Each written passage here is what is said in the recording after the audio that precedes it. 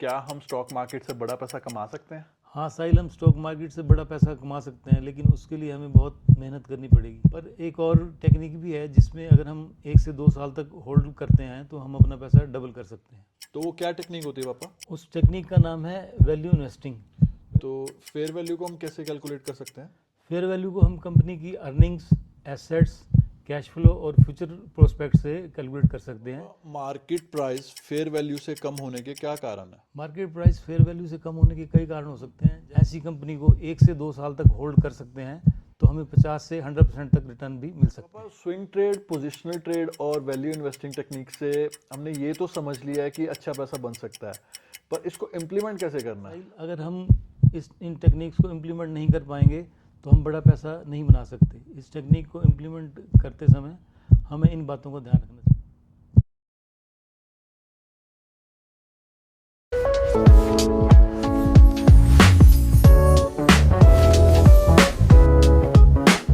नमस्कार दोस्तों, सबसे पहले आपको और आपकी फैमिली को हैप्पी न्यू ईयर। ये नया साल आप सबके लिए सुख, शांति और तरक्की लेके आए, यही हमारी दिल से दुआ है। आज का जो टॉपिक है ये हर इन्वेस्टर के दिमाग में कभी ना कभी आता ही है कि क्या हम स्टॉक मार्केट से बड़ा पैसा कमा सकते हैं। तो जानने के लिए इस वीडियो के एंड तक बने रहिएगा। Welcome to our new episode of Pitaji Se पूछो। सबसे पहले हैप्पी न्यू ईयर पापा आपको।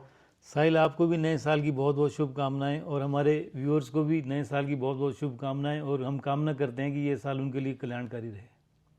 तो पापा, आज का जो हमारा एपिसोड है उसका टॉपिक है, क्या हम स्टॉक मार्केट से बड़ा पैसा कमा सकते हैं? हाँ साहिल, हम स्टॉक मार्केट से बड़ा पैसा कमा सकते हैं, लेकिन उसके लिए हमें बहुत मेहनत करनी पड़ेगी। जैसे हमने पहले 2 एपिसोड्स में ये डिस्कस किया था कि स्विंग ट्रेड, पोजिशनल ट्रेड और लॉन्ग टर्म इन्वेस्टिंग से हम अच्छा पैसा बना सकते हैं। सबसे बड़ा पैसा तो साहिल लॉन्ग टर्म इन्वेस्टमेंट में ही बनता है, पर उसमें हमें बड़ी पेशेंस रखनी पड़ती है, जैसे 10 से 15 साल। पर एक और टेक्निक भी है जिसमें अगर हम 1 से 2 साल तक होल्ड करते हैं तो हम अपना पैसा डबल कर सकते हैं। तो वो क्या टेक्निक होती है पापा? उस टेक्निक का नाम है वैल्यू इन्वेस्टिंग। वैल्यू इन्वेस्टिंग वो स्ट्रेटजी होती है जिसमें हम फंडामेंटली स्ट्रॉन्ग स्टॉक ढूंढते हैं, पर उनका प्राइस जो है उनकी फेयर वैल्यू से काफ़ी कम होता है। तो फेयर वैल्यू को हम कैसे कैलकुलेट कर सकते हैं? फेयर वैल्यू को हम कंपनी की अर्निंग्स, एसेट्स, कैश फ्लो और फ्यूचर प्रोस्पेक्ट से कैलकुलेट कर सकते हैं।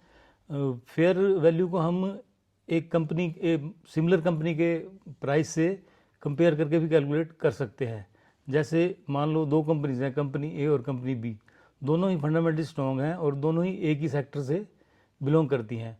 अब कंपनी ए का जो अर्निंग पर शेयर है वो 10 रुपये है और उसका प्राइस 100 रुपये है, और कंपनी बी का भी अर्निंग पर शेयर 10 रुपये है और उसका प्राइस 180 रुपये है। तो इस तरह से हम देखते हैं कि दोनों कंपनी के अर्निंग पर शेयर सेम होते हुए भी उनके प्राइस में काफ़ी अंतर है। तो ये इस वजह से होता है क्योंकि दोनों कंपनी सिमिलर बिजनेस में इन्वॉल्व हैं और दोनों के फंडामेंटल भी स्ट्रॉन्ग हैं। तो कंपनी ए का प्राइस भी कंपनी बी के प्राइस के आसपास होना चाहिए, पर इन दोनों के प्राइस में काफ़ी अंतर है। तो इस तरह से हमें वो कंपनीज ढूंढनी है जिनका प्राइस उनकी फेयर वैल्यू से काफ़ी कम है। तो पापा, मार्केट प्राइस फेयर वैल्यू से कम होने के क्या कारण है? मार्केट प्राइस फेयर वैल्यू से कम होने के कई कारण हो सकते हैं। जैसे किसी बैड न्यूज़ की वजह से इन्वेस्टर पैनिक सेलिंग कर सकते हैं, और बैड न्यूज़ कई कारणों से हो सकती है, जैसे लोअर अर्निंग्स है, प्रोडक्ट रिकॉल है, लॉ सूट है, या प्रोडक्शन स्टॉपेज है। तो इन कारणों से एकदम पैनिक सेलिंग कर देते हैं इन्वेस्टर और वो कंपनी का प्राइस एकदम नीचे आ जाता है। तो साहिल, हमने वो कंपनीज ढूंढनी है जो इस तरह की कंपनीज हैं जो फंडामेंटली स्ट्रॉन्ग हैं और इस वजह से उनका प्राइस नीचे आया हुआ है। और अगर हम ऐसी कंपनी को 1 से 2 साल तक होल्ड कर सकते हैं तो हमें 50 से 100% तक रिटर्न भी मिल सकते हैं। तो पापा, स्विंग ट्रेड, पोजिशनल ट्रेड और वैल्यू इन्वेस्टिंग टेक्निक से हमने ये तो समझ लिया है कि अच्छा पैसा बन सकता है, पर इसको इम्प्लीमेंट कैसे करना है? बहुत अच्छा सवाल है साहिल। अगर हम इन टेक्निक्स को इम्प्लीमेंट नहीं कर पाएंगे तो हम बड़ा पैसा नहीं बना सकते। इस टेक्निक को इम्प्लीमेंट करते समय हमें इन बातों का ध्यान रखना चाहिए। सबसे पहले कि व्हाट टू बाय, हमें क्या ख़रीदना है, हमें किस कंपनी में इन्वेस्ट करना है।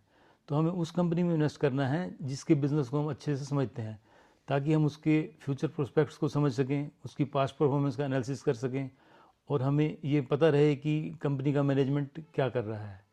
तो इस तरह से हमें उस कंपनी में इन्वेस्ट करना चाहिए जो फंडामेंटली स्ट्रॉन्ग भी है और हम जिसके बिज़नेस को समझते भी हैं। तो जब हम ये डिसाइड कर लेते हैं कि हमने ABC किसी भी कंपनी में इन्वेस्ट करना है तो फिर हमें ये डिसाइड करना है कि हमें ख़रीदना कब है। इसके बाद आता है कि हमें ख़रीदना कब है। तो हमें उस समय ख़रीदना चाहिए जब मार्केट करेक्शन मोड में होता है। तो जब मार्केट करेक्शन मोड में होता है तो जनरली हमें जिस कंपनी में हमने इन्वेस्ट करना है उसका प्राइस हमें 10 से 15% तक नीचे मिल जाता है। तो उससे हमें लॉन्ग टर्म के लिए भी और शॉर्ट टर्म के लिए भी दोनों के लिए फ़ायदा रहता है। तो इसके बाद हमें ये देखना है कि हमें कितना ख़रीदना है। हमने ये डिसाइड कर लिया कि हमें किस कंपनी को ख़रीदना है, हमने ये डिसाइड कर लिया कि कब ख़रीदना है। तो अब हमें ये डिसाइड करना है कि हमें कितना ख़रीदना है। मार्केट में साहिल हमें उतना ही पैसा इन्वेस्ट करना है जितना हमारे पास है। हमें उधार लेकर मार्केट में पैसा इन्वेस्ट नहीं करना, क्योंकि एक तो हमें उस पर इंटरेस्ट देना पड़ता है और अगर मान लो कुछ दिन तक हमारी इन्वेस्टमेंट का प्राइस नीचे जाता है तो हम प्रेशर में आकर लॉस भी बुक कर सकते हैं। तो इससे हमें इंटरेस्ट का भी लॉस हुआ और हमारी कैपिटल का भी इससे लॉस हो जाता है। तो हमें कभी भी मार्केट में उधार पैसा लेकर इन्वेस्ट नहीं करना है। अब हमने ये डिसाइड कर लिया कि हमने कितना इन्वेस्ट करना है, मतलब कितना ख़रीदना है। तो अब हमने ये डिसाइड करना है कि हमें बेचना कब है। तो पापा हमें इन्वेस्टमेंट्स को कब बेचना चाहिए? साहिल, अगर हमने स्विंग ट्रेड के लिए इन्वेस्ट किया है तो जब हमें 5 से 10% रिटर्न मिलता है तो तब हम उसको बेच सकते हैं। और अगर हमने पोजिशनल ट्रेड के लिए इन्वेस्ट किया है तो हमें जब 20 से 25% तक रिटर्न मिल रहा है तो हम इसको तब बेच सकते हैं। और अगर हमने कुछ पैसा वैल्यू इन्वेस्टिंग के लिए लगाया है तो जब हमें 50 से 100% तक रिटर्न मिलता है तो हम उसको बेच सकते हैं। पर इसमें हमें 1 साल से 2 साल भी लग सकते हैं। तो आपने देखा साहिल, अगर हम प्रॉपर प्लानिंग, प्रॉपर रिसर्च और प्रॉपर स्ट्रेटजी से इन्वेस्ट करते हैं तो हम अपना पैसा 1 से 2 साल में डबल भी कर सकते हैं। पापा हमने ये तो समझ लिया कि स्टॉक मार्केट से बड़ा पैसा कैसे बना सकते हैं, पर मैं ये जानना चाहता हूँ कि क्या हम म्यूचुअल फंड से एक रेगुलर इनकम बना सकते हैं? हाँ साहिल, हम म्यूचुअल फंड से रेगुलर इनकम बना सकते हैं। उसके लिए हमें 3 साल तक एक ELSS म्यूचुअल फंड में निवेश करना होगा, एक फिक्स अमाउंट, क्योंकि उसमें आपका पैसा 3 साल तक ब्लॉक रहता है और हम 3 साल तक उसमें से पैसा नहीं निकाल सकते। जैसे ही 3 साल कंप्लीट होते हैं तो हम हर मंथ उसमें से पैसा निकाल सकते हैं। इसे हम एक एग्जांपल से समझ सकते हैं। जैसे आपने 1 लाख रुपये per month ELS mutual fund में जमा कराया, तो जैसे ही 3 साल कंप्लीट होंगे तो आपने जो सबसे पहले मंथ में 1 लाख रुपया दिया था उसको आप रिडीम करवा सकते हो। तो आपको उस 1 लाख के बदले में 1,60,000 या 1,70,000 रुपये मिल जाएगा। तो अब आपने करना क्या है, आपको जो 1,60,000 या 1,70,000 मिला उसमें से आपने 60,000 या 70,000 अपनी जेब में रखने हैं और 1 लाख को आपने जमा कर देना है। तो इस प्रकार आप सारी उम्र, जब तक आप चाहो 70-75 साल तक, आप रेगुलर इनकम 60 से 70,000 रुपये कमा सकते हो। अगर आपने ये डिसाइड किया है कि आप अब 75 ईयर्स के हो गए हो तो आपको अब कंटिन्यू नहीं करना, तो आप उसको बंद भी कर सकते हो और आपको वो 1 लाख रुपया भी जमा कराने की ज़रूरत नहीं है और आपको 3 साल तक हर महीने 1,60,000 या 1,70,000 मिलता रहेगा। और अगर आप चाहते हो कि आप ये स्कीम कंटिन्यू करना चाहते हो तो आप अपने बच्चों को भी ट्रांसफ़र कर सकते हो। तो ये एक बहुत ही अच्छा और सेफ़ तरीका है और इसमें कोई रिस्क भी नहीं है। पापा मेरे को ये तो समझ आ गया कि हम म्यूचुअल फंड से एक रेगुलर इनकम बना सकते हैं, पर मैं ये जानना चाहता हूँ कि क्या हम स्टॉक मार्केट से भी एक रेगुलर इनकम बना सकते हैं? हाँ साहिल, हम स्विंग ट्रेड से और पोजिशनल ट्रेड से स्टॉक मार्केट में भी रेगुलर इनकम बना सकते हैं, पर हम इसमें ये अंदाज़ा नहीं लगा सकते कि हम कितनी इनकम बना सकते हैं। और ये इस बात पर डिपेंड करता है कि हमने उसमें कितना पैसा लगाया है और ये थोड़ा सा रिस्की भी होता है। पापा इस डिस्कशन से ये चीज़ तो मुझे समझ आ गई है कि जो म्यूचुअल फंड्स हैं इससे पैसे बनाना आसान है और सेफ भी है। और मुझे लगता है जो हमारे व्यूअर्स हैं जो हमारी आज डिस्कशन को सुन रहे हैं वो भी फर्दर म्यूचुअल फंड्स में इजीली पैसे कमा सकते हैं। बिल्कुल ठीक समझा साहिल आपने, क्योंकि म्यूचुअल फंड से रेगुलर इनकम बनाना बहुत ही आसान है और सेफ भी है, जबकि स्टॉक मार्केट से रेगुलर इनकम बनाना थोड़ा रिस्की भी है और हम ये भी अंदाज़ा नहीं लगा सकते कि हम कितनी रेगुलर इनकम बना सकते हैं।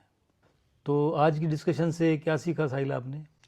पापा मैंने आज के डिस्कशन से ये सीखा कि अगर हम लॉन्ग टर्म इन्वेस्टिंग करते हैं तो इससे हम अपनी फ्यूचर लाइफ को बेटर बना सकते हैं, और अगर हम स्विंग ट्रेड, पोजिशनल ट्रेड और वैल्यू इन्वेस्टिंग करते हैं तो इससे हम अपनी प्रेजेंट लाइफ को अच्छा बना सकते हैं। बिल्कुल ठीक समझा साहिल आपने, और मुझे उम्मीद है कि हमारे व्यूअर्स भी इसको अच्छे से समझ गए होंगे। अगर आपको ये एपिसोड इन्फॉर्मेटिव लगा तो प्लीज़ वीडियो को लाइक, सब्सक्राइब एंड शेयर करें, और अगर आप चाहते हैं कि हम किसी टॉपिक पे वीडियो बनाएं तो हमारे कमेंट सेक्शन में ज़रूर बताएं।